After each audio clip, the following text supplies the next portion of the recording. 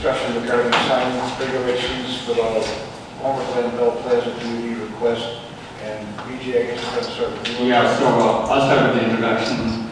So at the September 12th village board meeting, staff was asked to organize a workshop to discuss the applicant's request in relation to staff's goals for the community's sign regulations. So we got a little workshop here coming up shortly. Just want to let you know this is a cursory research. We haven't done any comprehensive research of the sign code. We just looked at one model sign code just to give you an example. And also Janie Patch, our Economic Development Director, she looked at the economic value of signage. So we're going to have this workshop in two parts. Janie talking about the economic value, and Kyle is going to present some examples from the model code. So going forward, our long-term strategy is to update the sign code. Internally, we talked about how to accomplish it. One thought is to include the RFP for updating the land use map and the utilities master plan, and throw the sign code into it and bring it forward for your review. And with that being said, there are quite a few sign variances in the pipeline. They're listed at the end of the staff memo. So these are ongoing, and that kind of underscores the need to update our sign code ASAP. With that being said, I'll refer to Jenny to talk about the economic value of on-premise signage. I'm just going to stand here so we don't have to move microphones around.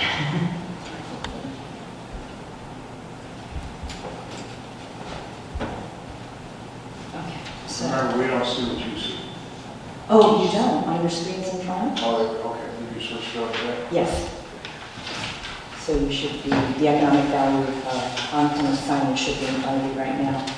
So the economic value of business signage has been studied and documented. In preliminary research, staff has found two related studies that are a widely quoted resource. So researchers in these studies looked at how changes in on-premise signage affect business performance. And those studies also took a look at the impact on consumers and the community. So they were kind of holistic in their research approach. The research provides three key takeaways that I'm going to highlight with some examples. The first takeaway recognizes that signs positively impact consumers and communities by making it easier for shoppers to obtain the information they need to make a purchase. The extent to which signs can be seen and are appropriately conspicuous is especially important. Researchers found that 29% of shoppers made store choices based on the information that was communicated by store signs as they see them.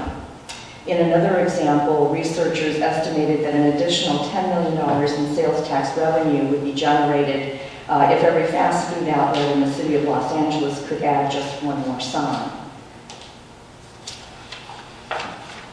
The second takeaway is that changes to signs directly impact business performance. On the positive side of this, roughly 60% of the businesses studied reported average sales increases of 10% following a change in signage. The addition of one sign yielded sales increases of 4.75%, an impact greater than that brought on by other building format or operational variables when you look to change those things. On the negative side, there was a hotel chain in the study that saw a 30% decrease in their occupancy after its highly visible sign was relocated to a less conspicuous location. The third takeaway is that there's a positive relationship between business performance and effective design, placement, and diversity of media that's used in signage. So, or overly restrictive sign codes do directly affect both businesses and consumers. The researchers found that 50% of consumers failed to find a desired business and drove on by, they just drove past it basically due to insufficient signage.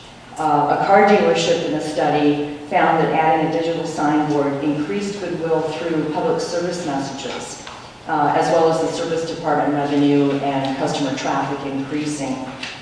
So in summary, when it comes to best practices, signage can be a win-win situation for businesses and communities. Communities win with being able to attract, retain, and see businesses grow. And successful businesses contribute to the fabric of their communities. And the tax revenues they generate help pay for schools, parks, and public services.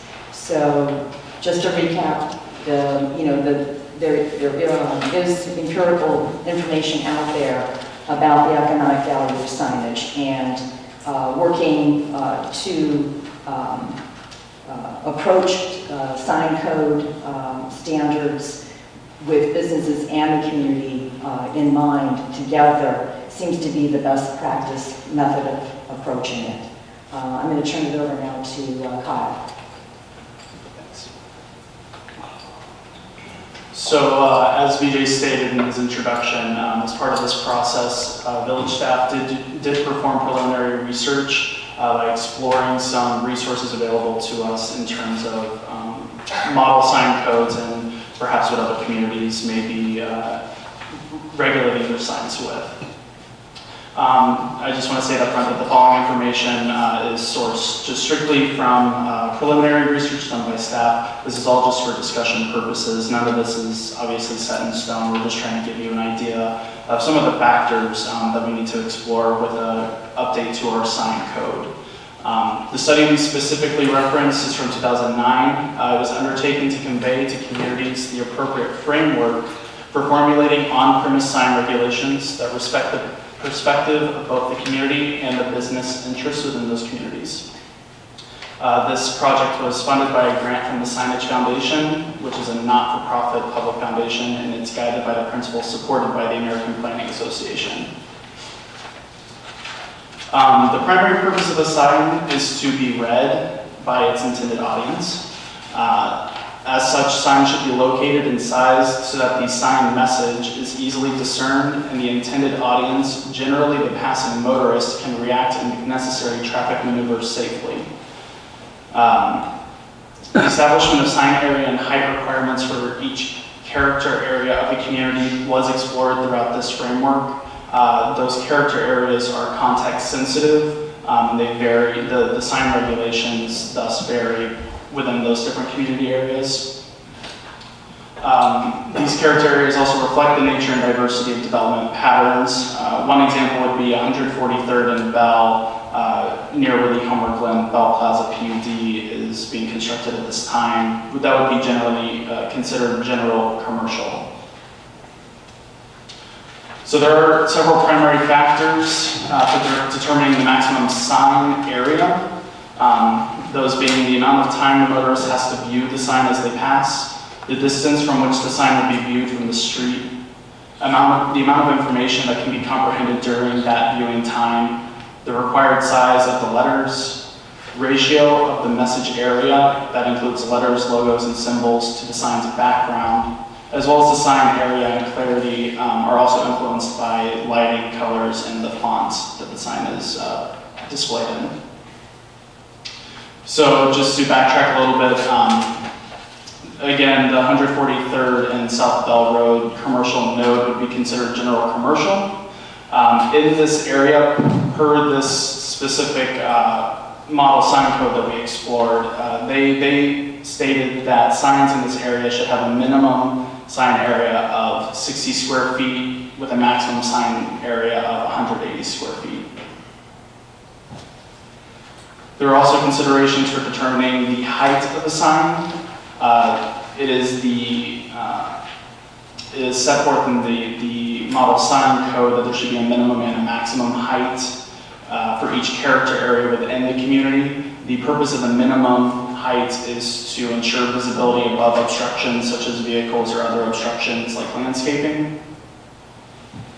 And so these are just images that we produced to kind of explain the clearance needed for signage in these various areas. The model sign code called for a 7-foot clearance for signs in the general commercial area, so that's displayed here, showing what a 10-foot sign from grade to the very top of the sign would look like if it met that 7-foot clearance. So the sign area is displayed as that strip towards the top. And then we also make comparisons to what various other signs would look like with an increase in height. So you see the 12-foot sign and a 14-foot sign with a 7-foot clearance.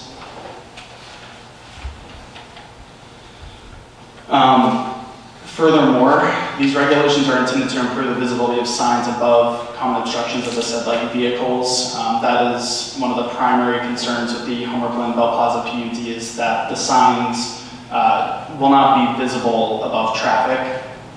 And that's why they're requesting the 15-foot freestanding signs. So the renderings produced here show an obstruction by a van of a 10-foot sign that would have had a 7-foot clearance, as well as a 14-foot sign with a 7-foot clearance. And just to note, the 14-foot sign is displayed here. That's those were different measurements from the model sign code. The applicant for Homer Glen Bell Plaza is requesting a 15-foot sign. We were just trying to display what the model sign code was discussing specifically. So this doesn't represent exactly what the applicant is requesting. Consideration of signs lower to the ground without that clearance is to be secluded to local retail or industrial streets where there is a generous landscaped buffer, where the traffic volume is generally lighter and the speed is relatively slow. So again, another table just showing what the general commercial area is called for within the model sign code in terms of maximum height of signs. Minimum would be 20 feet to a maximum of 35.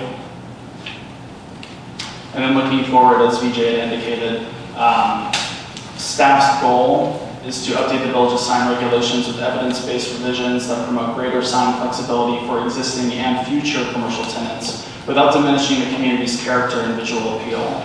These changes are in anticipation of the community's growing commercial viability, and then as well we listed below some of the anticipated sign projects that should be occurring within the coming months. So we also have the applicant to further explain his hardship. David?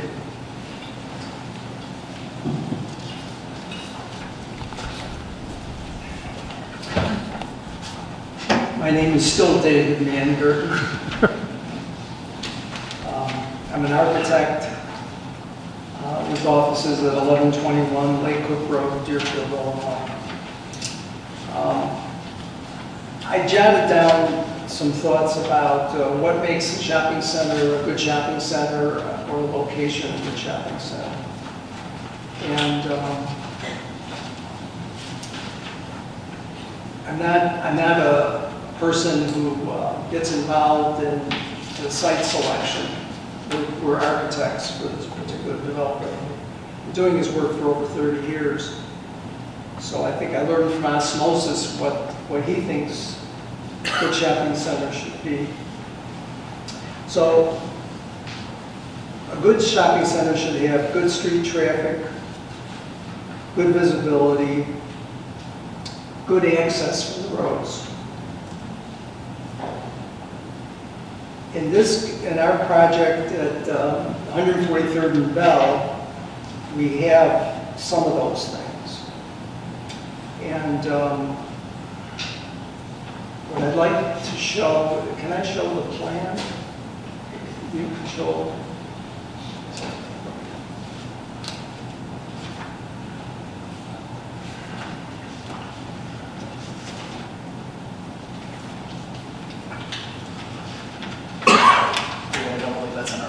We have it in our packet. It's in the packet, though? Okay. Because when I start discussing this, I think it's good to have the graphic. So the 15-foot sign, I've been before you three times before about this 15-foot sign, and I appreciate the opportunity to present it again. The reasons that we felt the 15-foot sign was important was the fact that there are 2 lots on the interior that don't have street frontage. And because the shopping center has at the corner, and that one picture of the gas station, when you're driving down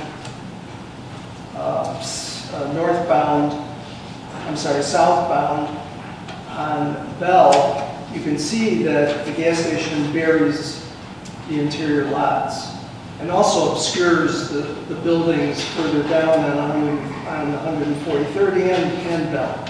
So going back to the site plan,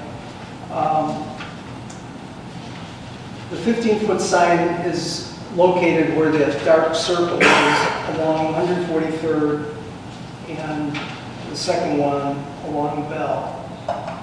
And the intent is that those signs are wayfinding signs also.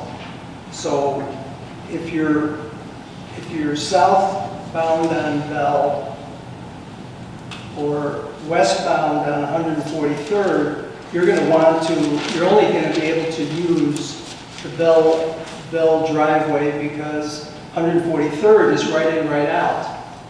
And frankly, without the full access on Bell, this shopping center wouldn't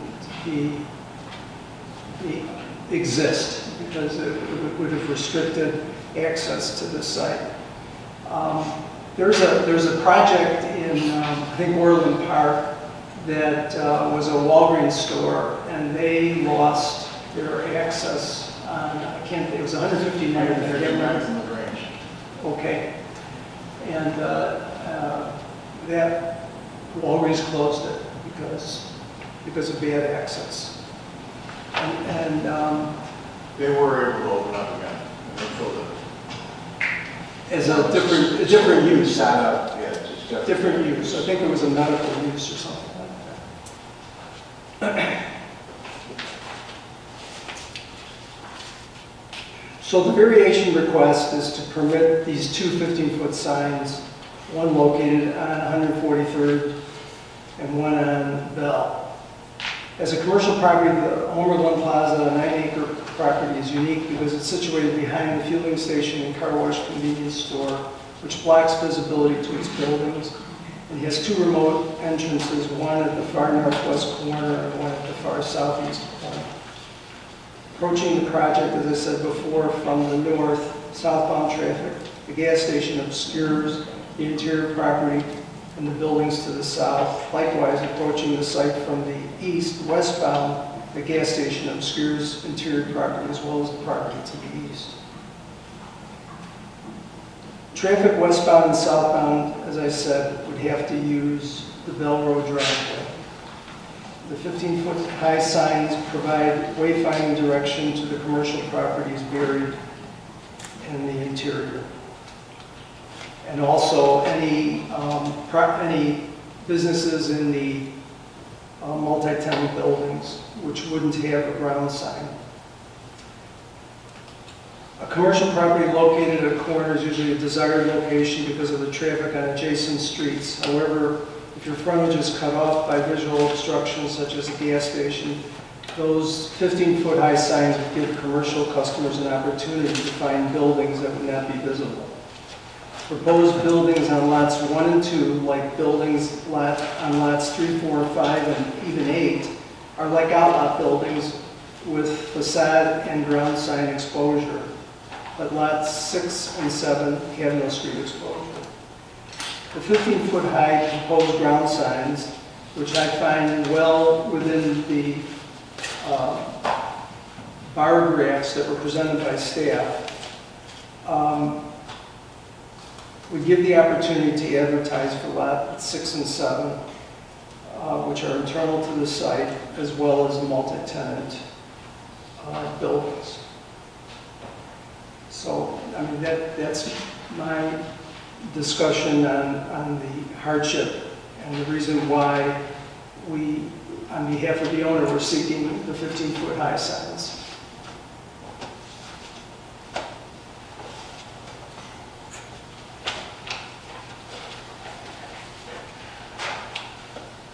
We discussing this particular PD or signs in general? Well, I think it's specific to this case for now, and we'll come back to the sign code in the near future. So we kind of give you some preliminary research info. I think Trustee Gray, you want to know what the thresholds might be going forward.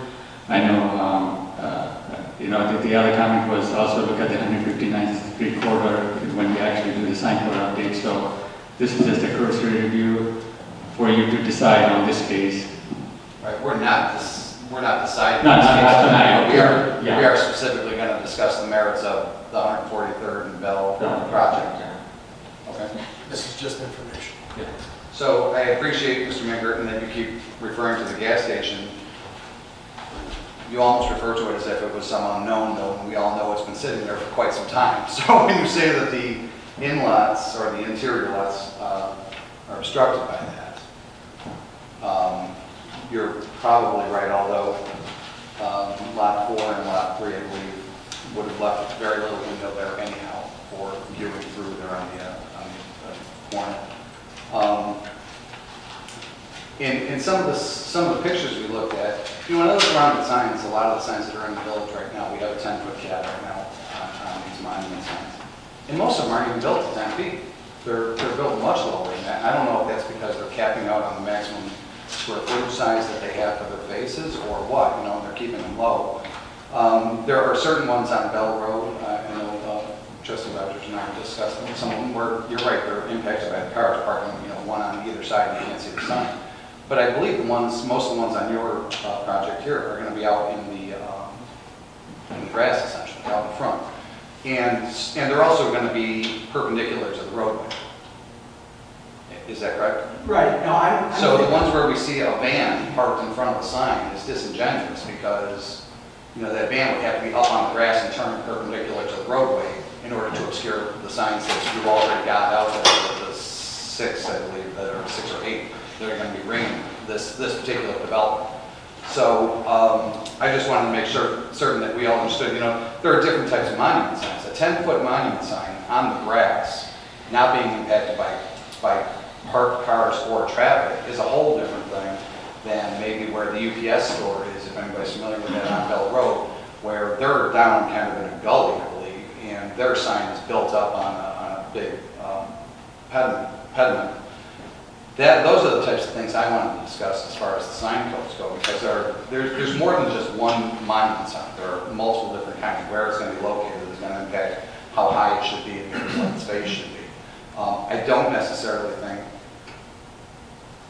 and again, I don't want to say that I'm against 15 feet necessarily. I want to have this discussion, and I also want it to be the fact that a 15-foot sign there is going to be all of 15 feet. It's not going to be impacted by either parked cars or by traffic necessarily. And I don't think anybody's going to have either the forethought of mind or the eyesight, to be really honest with you, to be looking westbound down 143rd Street from Bank of America and see what's on that sign, and also know that I need to be in the left lane to make a left-hand turn here so I can get in over here. So again, I appreciate that these are part of your proposal, and that maybe they are warranted after we have that discussion. But I also just wanted to really point out that some of those visuals don't necessarily belie the hardship that's here. I would like to say that the 10-foot ground sign, and I've been in communities, by the way, some communities ask the developer to create a sign plan, depending on what the subdivision or what, and I respect the planners or whoever designs sign ordinances, because it's very difficult to think of all these different items. I go into towns and they say, you have a maximum for a ground sign of, say, 10 feet, but we want landscaping at the bottom. Well, you're lifting, and in the case of our project, we have the landscaping at the bottom of the signs, and we raise the text to make sure that the landscaping doesn't obscure the sign. But that's some of the silliness that I see in other communities. As I said, the buildings that are facing 143rd and Bell Road are pretty much like outlet buildings. You see them, you have a wall sign, you have a ground sign. I'm not worried about those. For the multi-tenant buildings, and we're still not sure whether lots 1 and 2 will be one building or two buildings. That's really part of what this 15-foot high sign is all about. It's to give them an opportunity to be advertised. Like Lot 5 has Taco Bell, and part of the deal with Taco Bell is they wanted their own sign. That was the deal. So they got the ground sign by themselves. Well, now there's going to be 3 or 4, maybe 3 tenants after them, and we need to give them a ground sign. So that they would be on the Bell 15-foot sign. So that's part of the logic. I mean, I will tell you from the other side that when you develop projects, the national tenants, you know, if you're looking for good national tenants, they're going to want this kind of signage. We've lost national tenants because we weren't able to provide them the signage that they wanted. That's probably one of the first things, one of their first lease clause outs that they get is if they don't get their required signage. We actually have an exhibit in the lease that's all strictly for signage, so keep that just in mind. The national tenants do need pretty good signage.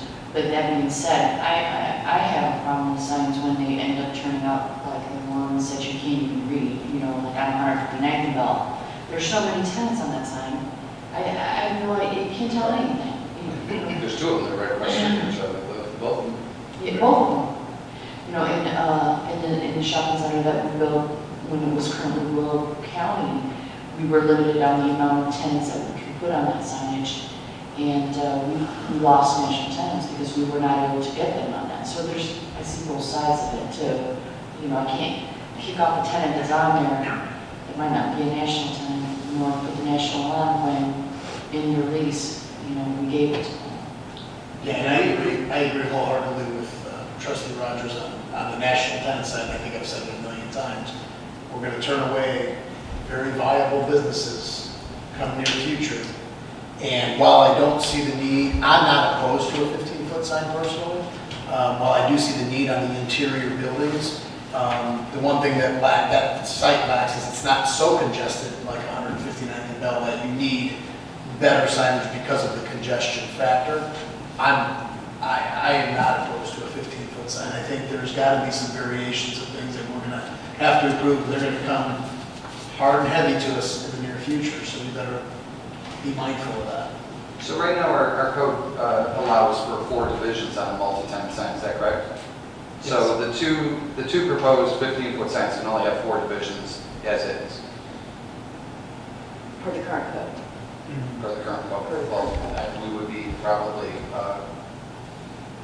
unless you change the variance request, would be deciding this under the current code. Because we won't have time to update the code before this comes before us again, so we would be deciding this under the current code in making a variance against the current code, which is 10 feet, 4 divisions, 65 square feet. So you'd be at, what, about 16 square feet per division on our current code. And what you're proposing is at 15 feet, 120 square feet, you'd be at a 30 square foot per 10. Well, actually, the sign that I actually raised the masonry because I was concerned about the cars.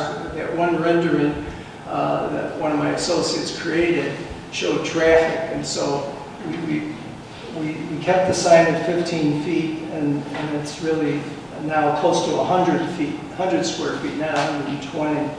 I think it's 101.6. So your current packet shows that. So that's divided by 4, so that would be roughly 25 square feet each. But the variance request originally was Correct. 15 feet. 120, correct. 15 feet high, 120 feet. Correct. So Is there a restriction in our current code on the width of the sign? No. Okay, so you could have still gotten your 120 square feet, lifted it up as many feet off the ground as you wanted and just gone out wider. I mean, Correct. technically, so. Correct. Again, But again, if you're now saying that it's down to 15 feet and it's 100 square feet per face as opposed to 120. correct. Correct. Very Because, close. I mean, it still gives a pretty decent sign for the tenant. 2.5 feet times 10 roughly. My bigger concern would be the better landscaping around the sign to make it look appealing. And that's what we've done. We still have signs in town that aren't all that attractive. No, I don't agree more. Either from the landscaping or like Trustee Rogers said, they look like, to use a Trustee Beer euphemism, the NASCAR signs, they got all those little signs all over the place. I mean, it just was Zindag. I think after a while, the whole thing does. I can echo what Trustee Rogers was saying regarding the larger national retailers having those part of a contract where they have to be on the top of the monument sign, and as in the case of Taco Bell wanted a specific thing where they were by themselves.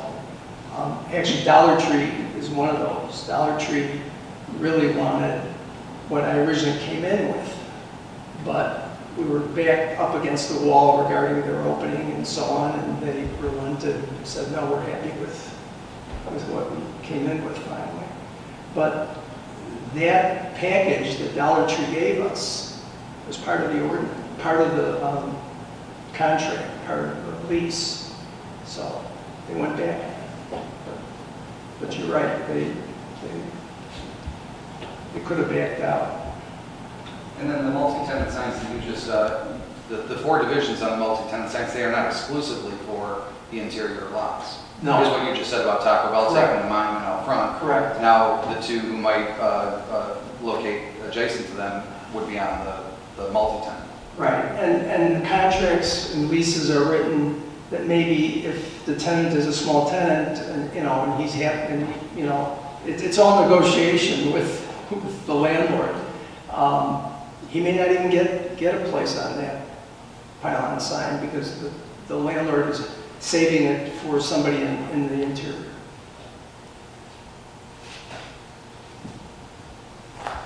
The other thing that happens with signage, and I'm only speaking myself, is in new development, we sell those to offset the cost of them. So the top one is $5,000, the bottom one will go for $3,000 to the whatever the case may be. The national tenants will, like I said, always I just know from experience that we lost national tenants on Bell Road.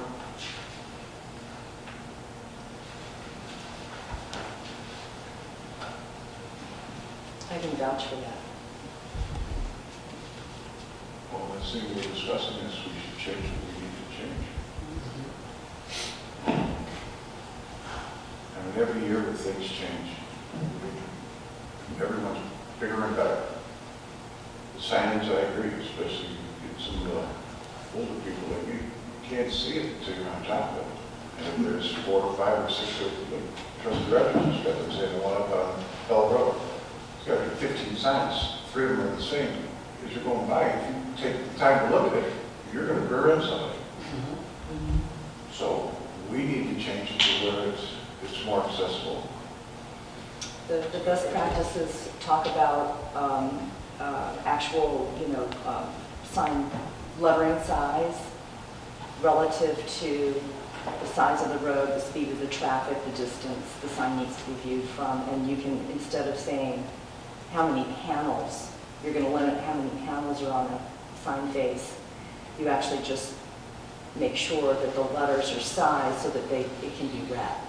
Mm-hmm. That's the more important thing, and that's more of the best practice approach. I do like the signage that they show where it's, it's not a box sign, it's kind of the one that has pizza on it, you know, in his drawing.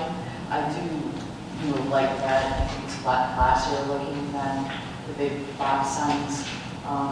And I like your idea of, you know, as long as the font size is acceptable, whatever can fit it would be better, you know, than limiting it to just 4 tenants. That's hard. It's really hard, especially if you have a retail space. Let's say the retail one of my tenant or a tenant is in a 5,000 square foot retail. Now he vacates, and I can split that into 2 2500s, which is kind of, you know, supercuts or that kind of thing. I'm still stuck with only one sign. But if I can have it, if I like the idea that of the font size as opposed to limiting how many can go on there. It just So gives I don't know landlords what more size flexibility. it is, you know, I don't know what that size is. As far as the height on this project, 15 doesn't bother me because there's no residential around it. You know, when we go and start getting closer towards residential, 15 would be a lot, you know, because of the lighting. It's more intrusive. So for this one, I would agree. It's a tough piece to develop. I appreciate the fact that they're doing it. The two lots that I would say are probably one of the more difficult lots to market are already being built, because those are the ones that are more hidden behind the corner. But for this one, this piece, I would be comfortable with the 15. But I can't say that, you know, it's up to me to say, because I look at 150 Main Street, there is some residential there, you know, and I would be one perfect one, you know, if they're proposing a 15, how intrusive is that going to be to the homes in the back? You know, I would have to see it to visualize it, so I can't say for everyone I would be okay, but I can't even, there's really no houses anywhere around here.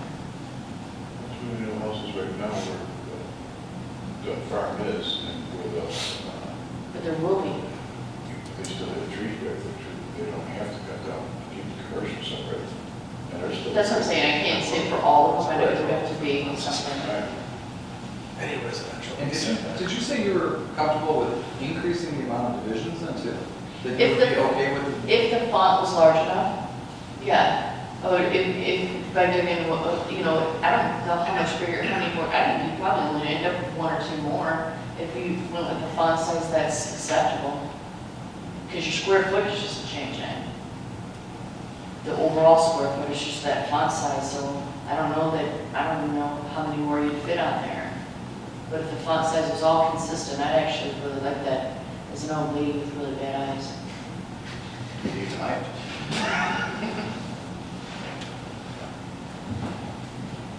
Well, are we trying to decide something No. in the near future for him, or we're just, this is our starting point, we're going to have to?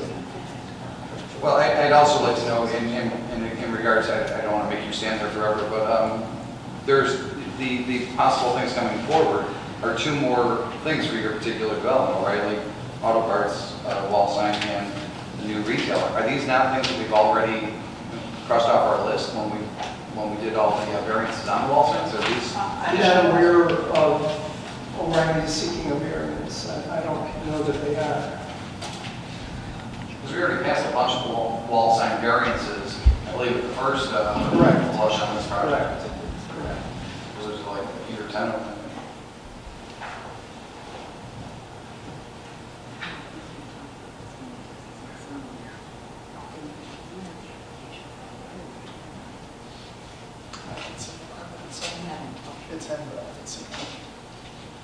So I guess number 2 is still under negotiation, where we said a new retailer, so that's an upcoming. Right, and I don't mean to push you to divulge anything that isn't public knowledge, and I'm just saying, if you, are you being approached to change something that we've already passed a variance on?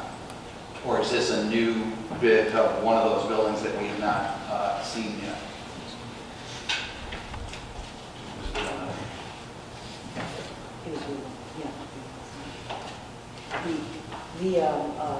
Staff knows that the permit application for the O'Reilly permit has walked into the village, but it's in the process of being checked in.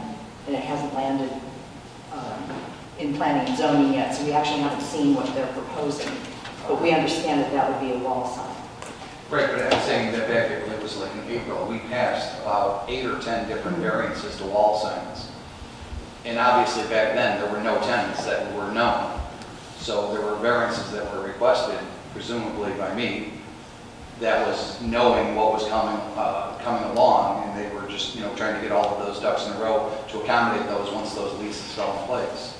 And I'm saying now, is O'Reilly and this other one, that we don't know who the specific retailer is, are those two new ones, or are those going to change variances that we've already passed? We'd be able to answer that question when we get a chance to look at what O'Reilly's actually applying for, maybe as soon as tomorrow. Hopefully tomorrow. Yeah.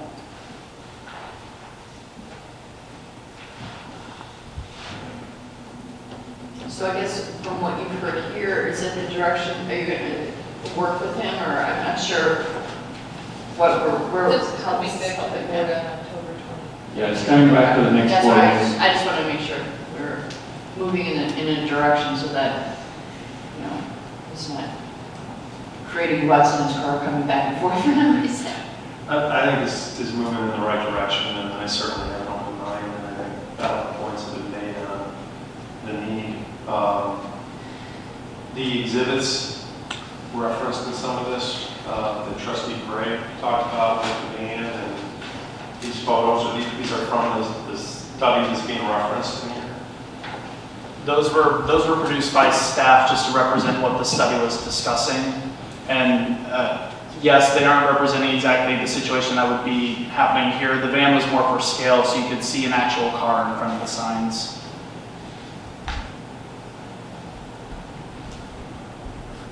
I would say just a comment as we go further on model sign code. Anytime I see something funded by a signage foundation, my guess is that board is probably made up of 80% sign companies, and so not that Doesn't invalidate at all. but yeah, right. Without even having to look it up, I guarantee if we pull an annual report on the signage foundation, it's going to be funded by sign companies. Yeah. So And let's take that with a bit of a grain of salt. Absolutely, point taken. But we also noted that it was there were principles that the American Planning Association uses as well as guiding principles, and they were basing it off that. So you're absolutely right. And if you get into it, they say right up front who they are. So I was encouraged that what we're asking for kind of is in the middle or the bottom of that study. And we didn't know about that study when we originally did the project, so. When it's funded by sign companies, I'm not surprised it would be the middle or lower. That's kind of the point there, but and that's not related to this. But between now and the 24th, I certainly will continue to do my research on this, but I don't mind. I think it's moving in the right direction. Yeah, and I don't want anybody to think I don't have an open mind. I do. I wanted to have this discussion because this is important. This is what we needed to have before we just signed off on 15-foot or whatever becoming any kind of new standard or a new threshold. So, I certainly have an open mind. I actually work in the graphic arts, so I know all about signage as well. But it's a matter of this is going to lay a foundation for us going forward, which I think I stated a couple times in the past, that we have some other areas that are going to hopefully be blossoming, and this is going to impact that some. So when can we see some ideas of what we can make some changes to where everyone's comfortable? Are you talking about this case or the sign code update? Well, if we're going to do it, why would we just do one if we can do it to where we're getting a consensus across the board of what we can do and can't do? So otherwise we're going to be coming back and forth every couple of months to do it again. So we're going to have a discussion internally how to speed up the process for the sign code update. No, Mayor, I think you, my opinion, we should just handle this case as a one piece. You're just pushing it, you know, it's just rushing it through. Because if you do the whole new sign ordinance, you have to really think about what's I would coming say down. make a whole new sign ordinance, we get a rough idea of what we can do, because if we don't do something with it, our Riley's coming up pretty soon, so we're gonna be right back to square one again, where we have to go back and try to figure out what we're doing. If we can come up with a consensus in here, we're looking in this area, This is our- not looking all over here, we're looking in this area right here to see what we can do. Because, like I said, you don't want to talk this to death. So let's figure out what we can and what we cannot do, and or what we should or what we shouldn't do, but not one piece at a time. I agree. We'll be here every meeting for the next 5 years with everything on. No, I know, but I agree with George. We need to have some parameters. I'm not saying every foot in town is going to be 50 feet. There's parameters for certain areas, for certain restrictions. Certain buildings, again, not everyone wants a giant sign either. So let's give them a heads up of what they can and what they cannot do, rather than chasing them around, trying to figure out what we can. And I also think that it's helpful for Jane and CED to market Homer Glen if we have a clear understanding of what we're willing to take. It's hard for us to market to national attention when the answer is always like, well, I'll have to go and ask. You know, instead of saying, yeah. It's like buying a car. You constantly got to go back to something, this one, can we do this, can we do this? Let's get a parameter of what we can and what we cannot do. It makes it a lot easier for everyone in here to be able to work with it.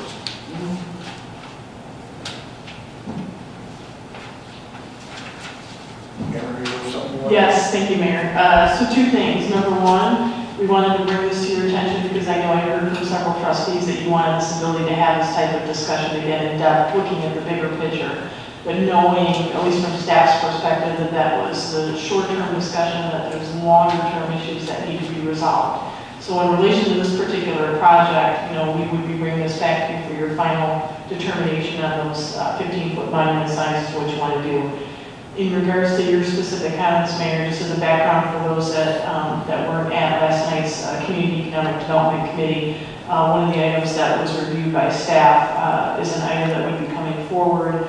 There's an item out of the village's new strategic plan dealing with updating the comprehensive plan, but looking at very targeted areas. And one of the components that was outlined by staff last night was talking about this particular issue, the sign code update. So you can imagine the amount of discussion you've already had tonight. Sign code updates can be rather complex because in some of the discussions I've had with you individually, I know one of the things some of you have talked about is, do you have different parameters for different corridors? So do you have a set of guidelines for 159th because of the volume of traffic you're going to have on there versus 143rd versus Bell Road? You know, there's different corridors and different areas you may want to look at, which then complement or get into some of the other issues you may also be discussing, such as lighting. Do you have different parameters for your big commercial corridors that you're going to be looking at? So what we had talked about as far as this comprehensive plan update being very targeted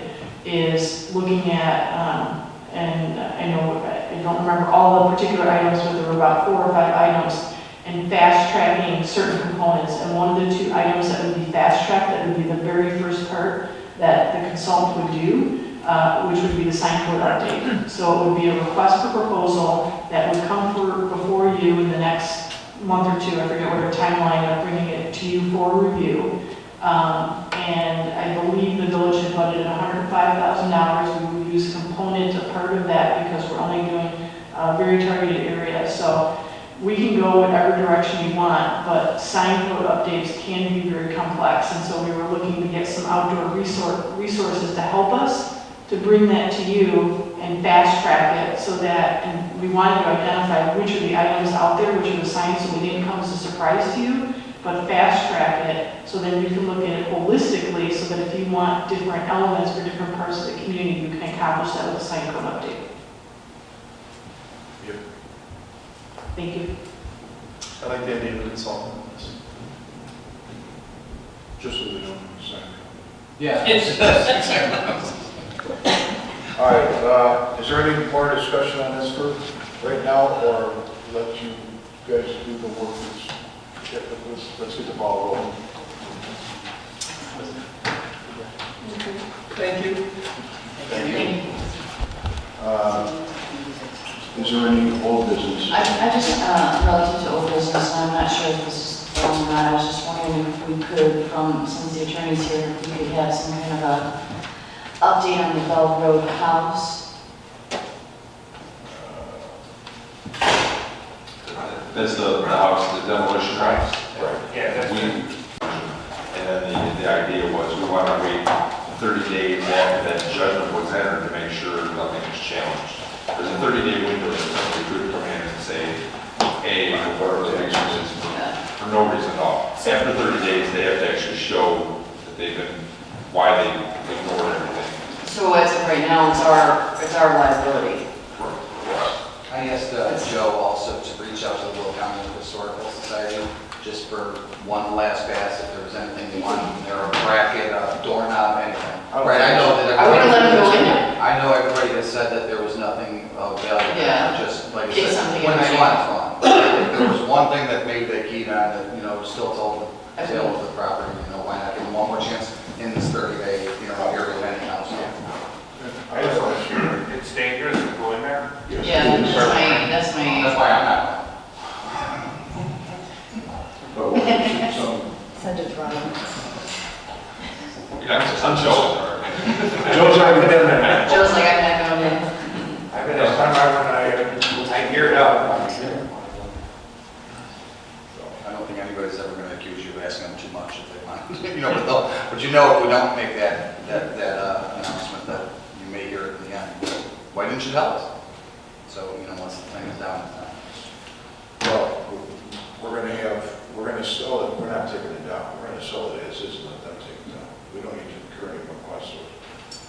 So, the way that we have talked about it. Is that always the case? I thought it was, I thought we were going to down with that. It's going to be the cost of demo, because I'm guaranteeing you there's some remediation that needs to be done. The only way before not it be gets able to down. sell it after that because it's still the garbage. Let's get rid of it, let them do it. But I did hear from one person that there still is one outstanding tax buyer that is going to, or has a ball rolling, or is going to the merit limits. So So you mean somebody that's going to challenge this? that's what I'm hearing. Just one person says they have announced, we don't know it, and they're saying that Will County told them that they own it. So, you know what, you just gotta let it shake out, let's see what happens. Clock is ticking. Yeah. Because we waited this long, there's nothing we can do until we get. Yeah, but we're not going to demolish the house. Then. No. Anyhow, it's just going to be sitting there on day 31 anyhow. Right. I don't want that house touched. I mean, if someone wants to go through it, knock your socks off. You're gonna have to wear a hazmat suit, you're gonna have to wear air filtration. It is nasty. I know they've looked at it in the past, and they may just refer back to their old notes and say, no, thank you. Right. And that's So, let's record that. yeah. Well, like you said, it could be a week, it could be a couple more weeks before it's done. But then from there, you can talk about it, just. I know we've spent a lot of money trying to serve anybody interested who may be interested in that property, going back months. It just has to get that thing done, get it knocked down. You do know that you have a couple people that we've got to put out the bid, make it fair and transparent. But what else? The house, once we get the, once we, Oh, we're just the going to first sell it off. right, just to sell it up. Yeah, and let them I wasn't sure take if you the were garage saying down, that take the house down, demolition. take the trees down. Okay, was it the only thing you had no business, or, Yes, okay, any other old business? Any new business? yes, I'm sorry, I know it's getting late, but, and I don't believe there was any, I don't recall us having any input or feedback on it, but I would just ask that maybe if we could look at the trick-or-treating hours this year. I did a little bit of research last year, and people were upset that they ended at 7.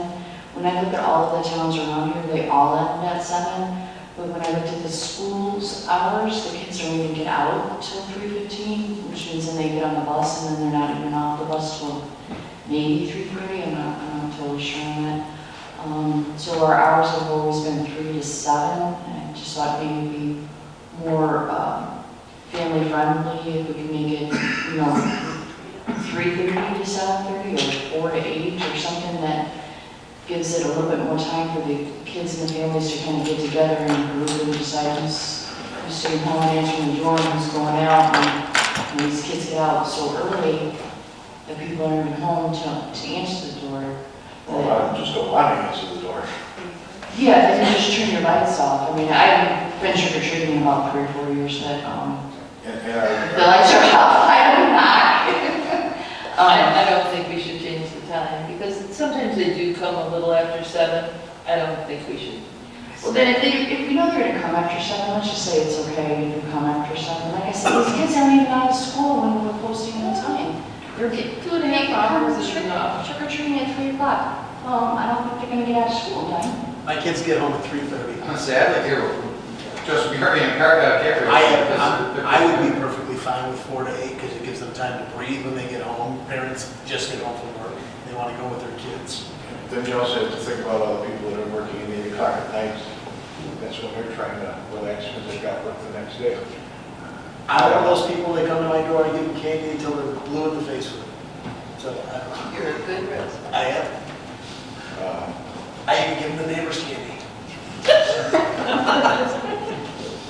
Something to consider, if you don't want to consider this, fine. I'm just saying, kids are coming out of school when you post in the hours. And what are you're looking from 3:30 to what, 7:30, or do you want 8? I think that to start it at 3 is silly. So start at 3:30 and then I would be happy with 7:30 or 8. It doesn't, I think it's fine. Just get, like they said, and again, I don't have kids. I've never had one trick-or-treater where I live, so I'm not doing this purely out of my own. Yeah, purely out of my own. At my own, it's not, this is nothing that's going to benefit me at all in any ways. I'm telling you what I'm hearing in the community is that to have it at those hours, you're not even giving the kids a chance to get home, to get their costumes on, to get their brothers and sisters, to allow them to have to go and try to meet up with their friends if they want to go, and then the next thing you know, it's like 4:30 when they're running around, they have. Well, what they do most of the time with the kids on Halloween, they allow the kids to come to school in costume. Peter, I'll tell you, you still got the little kids, As for me, 7 o'clock, that's absolutely fine. By that time, they got enough to have 10,000 cavities within a week. And they all, no matter what you do with it, they're still getting it. If you don't have kids, you don't know how it is when they get all wired up from all this stuff. I don't know. And most of the time, you have kids and you have candy left over. I'd be okay with 8, only because I know I've run up, like I said, I don't sometimes get home until after 7 o'clock, so sometimes I miss. Do you go out to the tree? You're going to miss it time. No, but so you want to be there and see kids coming. I know you have a mile-long driveway, Beth, but it's, it's fun to see the kids. Is the 7 not based upon almost darkness at this point? But it's because we won't set the clocks until the. No, that's what I'm saying. So I think, that's why I'm guessing 7 o'clock's been taken into account that kids walk around neighborhoods after dark in dark costumes, maybe is more of an issue. Is what I'm thinking. For us, 3 to 7, it's. I think that might have been the case like when we were younger, because I believe in the last 10 years, we moved when we changed the clocks. Correct. So we probably, when we were kids, moved the clocks before Halloween. Now we're moving them after. So, the darkness is coming on us sooner. And so maybe that's why 7 o'clock, and I don't know. It's all, I can't tell you if you've ever. Halloween's about dark. Quit in the middle of a block because the clock struck 7. No, you still get stragglers no matter what. That still will ring the doorbell at 8 o'clock, 8:30, sometimes 9 o'clock. I think that's when most people just put the ball on the patio and here, take whatever you want.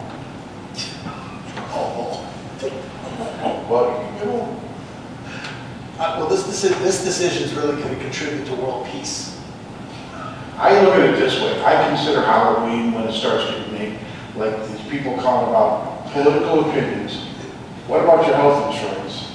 It's just, you know what, some people, that when they want to get. You know, maybe we go the 8, maybe we go the half hour, maybe we leave it at 7. It's not gonna really contribute to my This just life. spiraled out of control. I'm not a fan of it. I think 7 o'clock, all the villages and cities around us do the 7 o'clock. I think it's just. All right, Scrooge, I get it. It's 7 not o'clock. Scrooge, right? Perfect, 7 o'clock is good. Some sort of paper and trees, right? It's coming. Ray will knock it out. And the only reason they don't go to pass is because they can't walk that far. Yeah, because most of the kids, if you really watch them, if the house is far back, they don't go to they go to the next one. All right, I need a motion to adjourn. I still do. I'll second. All in favor? I- All opposed? Meeting adjourned.